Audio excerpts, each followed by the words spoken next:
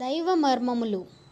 సహోదరుడు భక్త్ సింగ్ గారి అనుభవంలో దేవుడు ఆయనకు బయలుపరిచిన దైవ మర్మములు. యెహోవా నిన్ను నిత్యము నడిపించును, క్షామకాలమున ఆయన నిన్ను తృప్తిపరిచి నీ ఎముకలను బలపరచును. నీవు నీరు కట్టిన తోటవలను ఎప్పుడునూ ఉబుకుచుండు నీటి ఊటవలను ఉండదు. యెషయా 58:11. 32వ శిఖరం.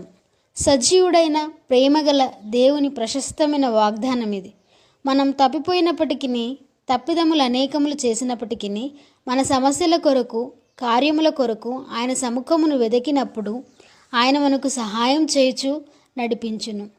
మనంతట మనమే పనులు చేయ తలపెట్టినప్పుడు తప్పిపోవుదము. అయితే దేవుని వాగ్దానము ఇలాగునున్నది: యెహోవా నిన్ను నిత్యము నడిపించును. యెషయా 58:11.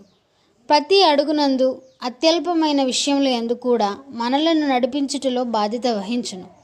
దేవుని వాగ్దానం ఏమనగా, మనలను నిత్యము నడిపించుట మరియు మన క్షామకాలమున మన ఎముకలను బలపరచుట. క్షామకారణమున ఆహారమునకు కొరతయున్నను దేవుని ప్రజలు ఉపవాసం ఉండనవసరం లేదు. ఆయన నీకిచ్చు ప్రతి విధమైన ఆహారమును దీవించును. నీకివ్వబడిన దాని విషయమై కృతజ్ఞత కలిగి ఉండుట నేర్చుకొనుము. నీవు నీరు కట్టిన తోటవలె నుండెదవు. తోట ఎల్లప్పుడూ అందముగా ఉండవలనన్నచో దినదినము సంవత్సరమంతయు నీరు కట్టుచుండవలెను. ఎడారి వంటి ఈ లోకంలో విశ్వాసులు ఇటు తోటగా నుండగలరు.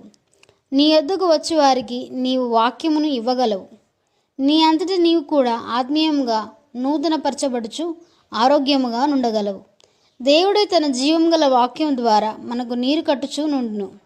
ఆ వాక్యమును ధ్యానించుట ద్వారా, ప్రార్థించుట ద్వారా మన చుట్టూ నుండి వారిని ఎట్లు ఆదరించవలెనో నేర్చుకుందాము.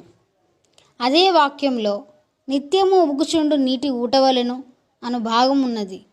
ఎన్నడూనూ ఎండిపోని నీటి ఊటవలె మన ఆత్మీయ జీవితములు కాగలవు.